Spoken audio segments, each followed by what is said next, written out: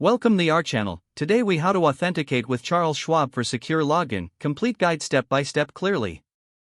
To begin, visit the Charles Schwab website on your preferred web browser. Look for the login button, usually located at the top right corner of the home page. Click on the login button to proceed to the authentication page. Enter your user ID in the designated field.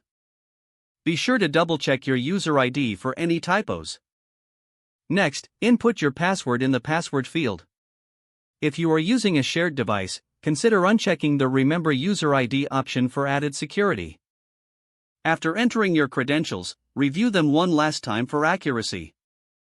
Click the Login button to submit your information. If you have enabled two-factor authentication, a prompt will appear to verify your identity. Check your registered mobile device or email for the verification code.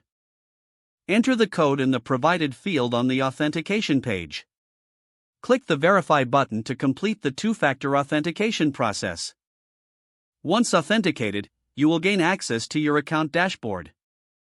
In case you forget your user ID or password, click on the Forgot User ID or Password link.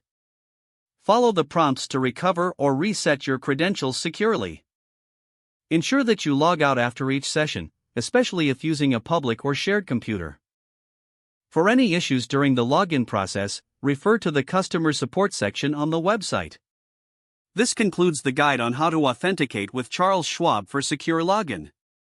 If the page does not load, refresh the browser or try again in a private or incognito window. Make sure you are using the correct email address, then retype it carefully to avoid small typos.